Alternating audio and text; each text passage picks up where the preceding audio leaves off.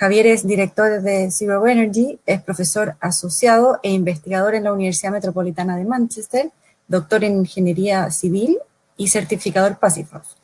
Jesús expondrá sobre Passive House en climas calurosos y nos mostrará algunas experiencias internacionales sobre este tema.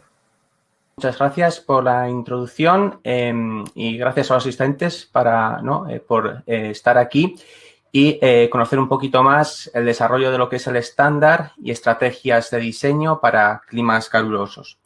Yo os voy a comentar en unos 20 minutos aspectos que hay que tener en cuenta a la hora de enfocar ideas y conceptos de diseño cuando tenemos que ser vigilantes y asegurar también el confort en verano.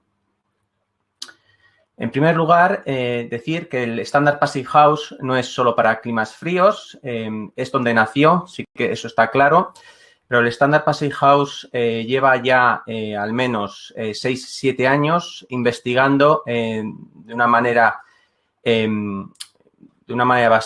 bastante profunda el desarrollo del propio estándar en otros climas, debido sobre todo al interés que está despertando en otras regiones climáticas, como puede ser la asiática, como puede ser Australia, Estados Unidos. Entonces, en este mapa que veis aquí en la pantalla, se distinguen 7 colores, que son unas escalas climáticas definidas sobre todo en función de la latitud y, como vemos aquí en el plano y altitud. Por ejemplo, vemos que en Chile, en Argentina o lo que es todo Sudamérica, vemos, de hecho, los 7, que se dan los 7 climas. Entonces, es una región con una diversidad muy importante y el estándar ya lo ha identificado y ya ha planeado, por lo tanto, estrategias más precisas para según qué región climática.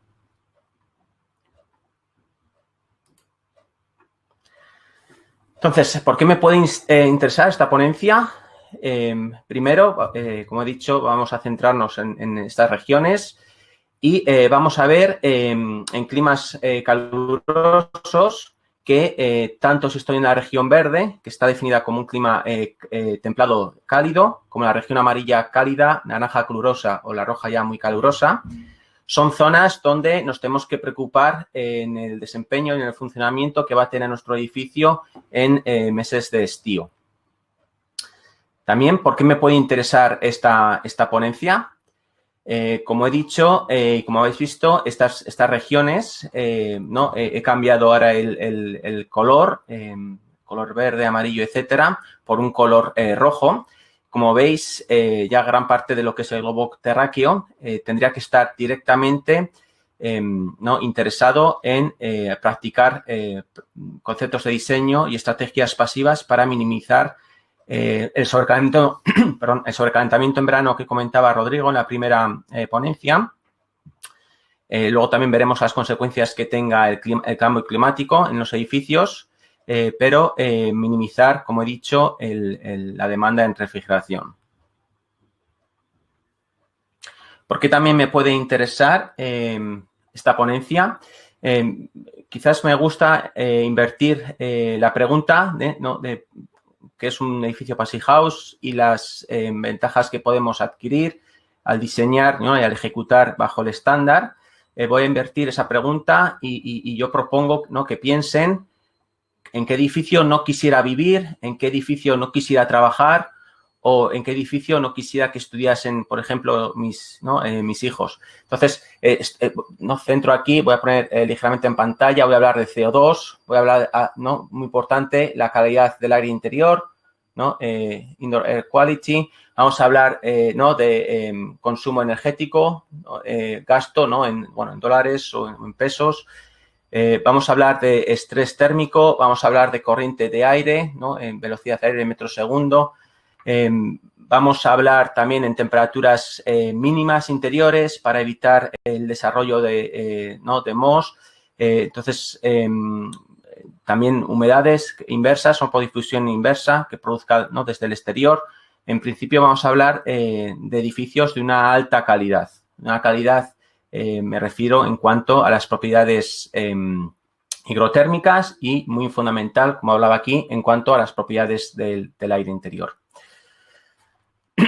¿Por qué también me puede interesar esta ponencia? Lo que está ocurriendo también en las ciudades, como comentaba también Fernando, el efecto isla de calor, y es que ¿no? Debido a la actividad urbana, a la actividad humana, estamos conociendo que con la polución, con la contaminación, se pueden dar fenómenos donde vemos que aumenta la temperatura en ciertas zonas. Seguramente aquí la temperatura sea bastante más baja que en esta zona de aquí, aunque estén separadas simplemente por 500 metros. Entonces, se pueden producir unos fenómenos microclimáticos asociados a nuestra conducción humana en este ámbito en grandes ciudades. Entonces, esto estamos viendo que está sucediendo ahora mismo. Son condiciones que están ocurriendo ahora. El clima que tenemos ahora es el que hay, la contaminación que tenemos ahora es la que hay, pero yo también me tendría que preocupar por la resiliencia o qué es lo que va a ocurrir a ese edificio que acabo de proyectar dentro de X años.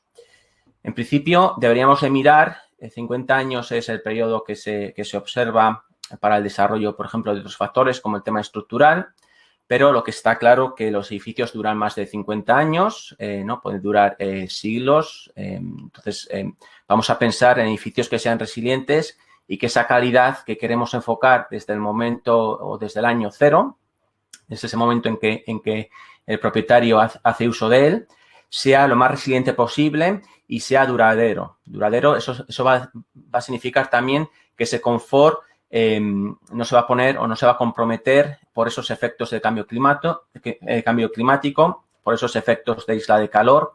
Repito, estamos observando que son, o por lo general, el calentamiento global está asociado a un incremento en temperatura, pero sí que es cierto que en otras regiones lo que está ocurriendo es que también están descendiendo y se están dando unos episodios no meteorológicos bastante desfavorables.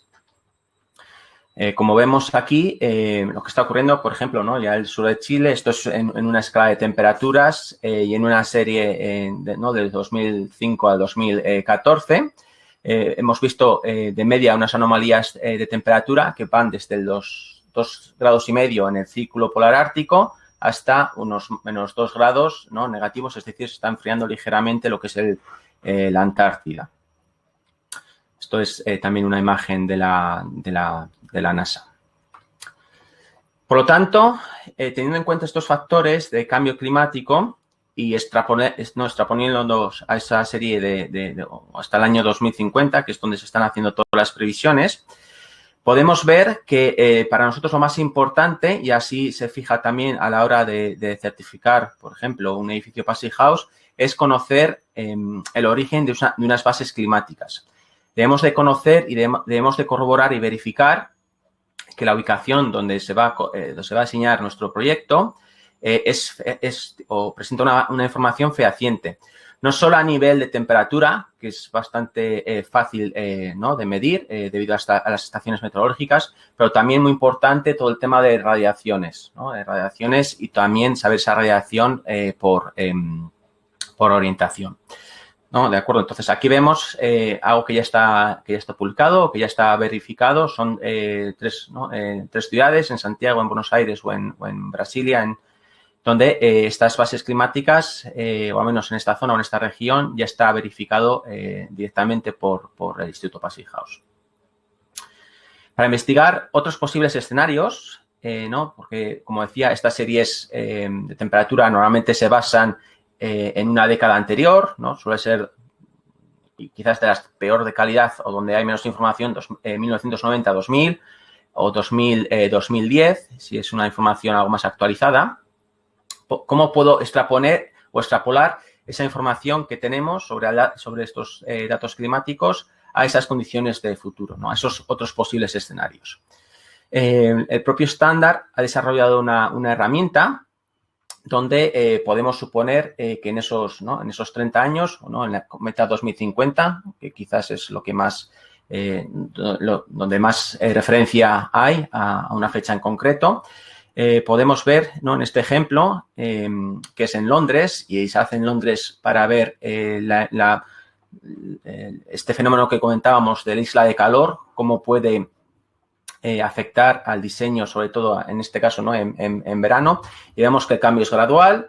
Ese 1,5 grados ¿no?, se distribuye en función de esos meses y me eleva la temperatura, pero me eleva también esos factores que comentaba, ¿no?, posibles de radiación, etcétera. Un poquito una imagen, ¿no?, como hace una pequeñita corrección, que es lo que estoy señalando aquí ahora en rojo, siempre para ser algo más conservador en el diseño. ¿Qué más herramientas puedo utilizar? Metonorm, que es un software suizo que presenta una multitud o miles de bases climáticas correspondientes a estaciones meteorológicas y estaciones también científicas y de investigación, donde en la última versión, en la versión 7, por ejemplo 7.3, ya me indica que podría yo estar observando datos de unos valores futuribles. En este caso, me está diciendo que ese escenario para posibles periodos me lo va a centrar en el informe o en el reporte número 4. Hay un quinto ahora también de la IPCC, que es el panel intergubernamental contra el cambio climático. En este caso, también en línea con lo que comentaba Fernando, porque las conclusiones son bastante similares, establece unos posibles escenarios que están marcados en dos direcciones. Uno, dependiendo de qué tipo de políticas se van a emplear, si van a ser políticas más locales, ¿no?, a nivel regional, o si son ya políticas transnacionales como las que puede recomendar la ONU, por ejemplo, o la Unión Europea. Luego también veríamos, ¿no?, en otra variable, es esos cambios políticos a nivel macroeconómico, si se van a enfocar más en mejorar la economía, que lleva consigo o lleva por ende quizás un crecimiento más abrupto y menos sostenible, o si por lo contrario, ¿no?, sabiendo lo que está ocurriendo con el cambio climático, esas políticas, tanto transnacionales o internacionales como políticas, se van a centrar en lo que es la conservación y la remediación de este cambio climático. Por lo tanto, en este caso tendríamos esta matriz de 2×2, que quizás son los que más se usen, ¿no?, en cuanto a esa posible verificación de ese escenario futurible. Tendríamos un escenario A1, B1, ¿no?, A2 o B2, centrado en estos 4 factores que veis en pantalla, y también a la línea de lo que comentaba Fernando anteriormente, tendríamos, ¿no?, para esa meta, en este caso, si os habéis dado cuenta antes, marcaba el año 2050, tendríamos un rango de valores que os he resumido aquí, ¿no? Veíamos como en algún sitio era hasta 2,5 grados, pues esto podría yo modificarlo, implementarlo en este software de base de creación de datos climáticos. ¿De acuerdo? Por ejemplo, un caso de estudio es un proyecto que se ha certificado como EnerPHit, que es la rama Passive House para rehabilitación en el centro de Londres, y para tener en cuenta lo que es este efecto de isla de calor, veríamos con la herramienta facilitada por el propio instituto, como de hecho es la más estricta en este caso, con el PHPP original. PHPP es la herramienta de simulación energética, que veríamos aquí la curva está representada, ¿no?, por la parte inferior, y 2 posibles escenarios creados con lo que os acabo de comentar. Entonces, hemos podido comprobar que con un diseño original, donde se prescinde de refrigeración, porque las frecuencias de sobrecalentamiento relativamente bajas. Sobrecalentamiento, como ha dicho Fernando, es una variable en la que define que menos o la restricción es menos de un 10% de horas al año tenga una temperatura de 25 grados. En este caso, vemos que con esas premisas, os pongo aquí un poco de cómo es esta vivienda, que os digo está en en Londres, vemos cómo en cualquiera de estos posibles escenarios estaríamos dentro de lo que son los requerimientos del estándar Passivhaus House.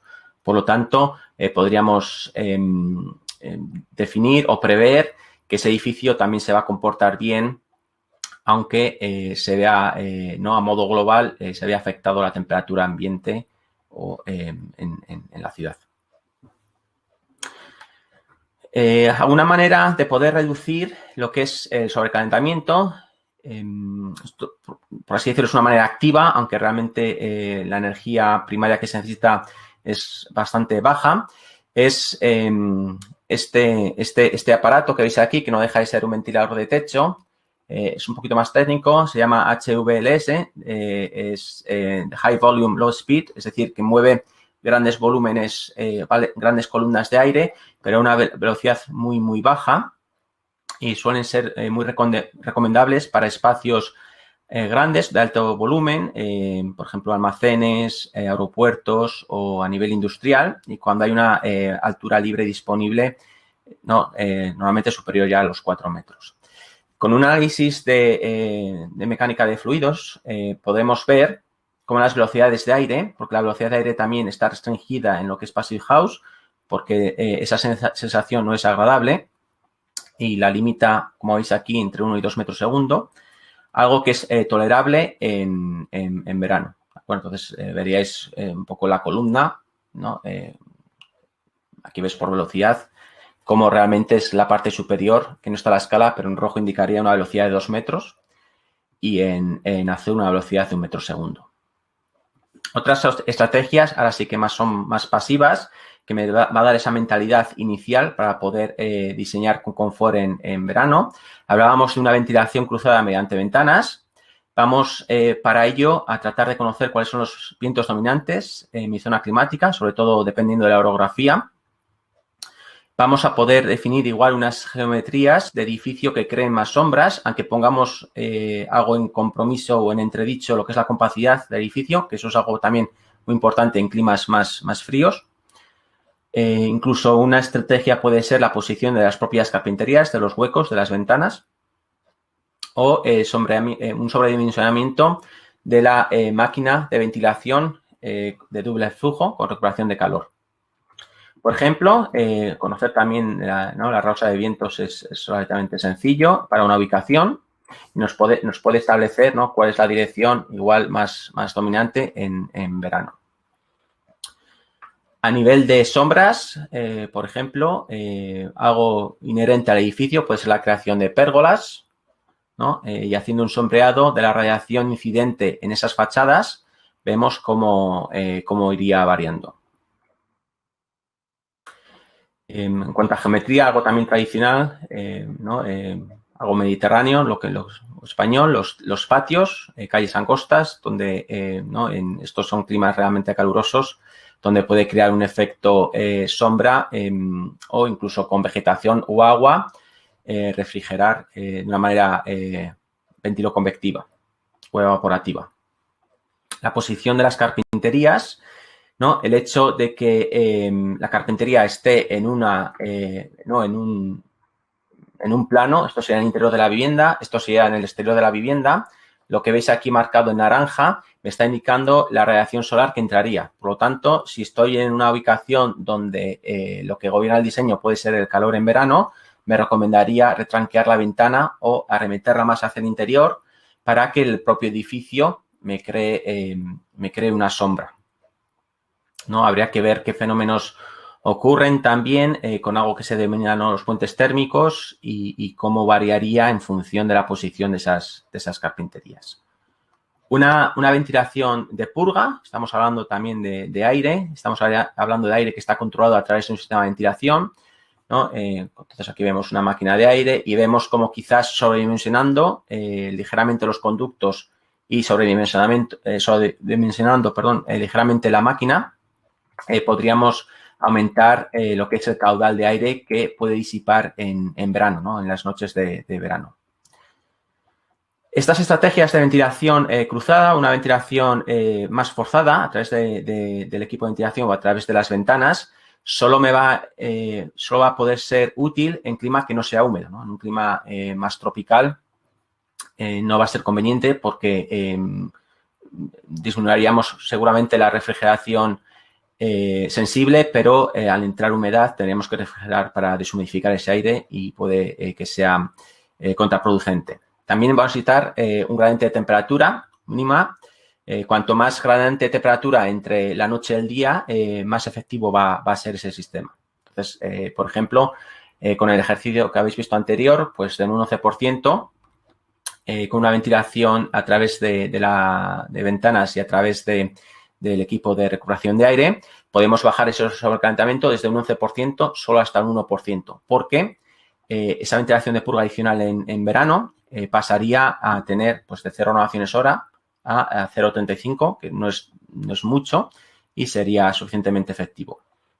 Ya para concluir, tenemos que tener en cuenta también otros materiales que quizás son más apropiados para nuestra lucha contra el calor en verano, como puede ser la inercia térmica, la construcción más en masa, como puede ser la utilización de aislamientos algo más densos, como puede ser también aislamientos que tengan un mejor amortiguamiento térmico, es decir, que sean capaces de retener ese calor en su propio núcleo celular, como pueden ser también colores más claros, pinturas reflectivas, ¿no? Siempre igual tenemos la imagen de viviendas mediterráneas, blancas o con unas cubiertas de color, ¿no? Un azul. Y luego también el hecho de diseñar fachadas que estén también muy ventiladas. ¿De acuerdo? Bien, yo con esto ya acabo mi ponencia.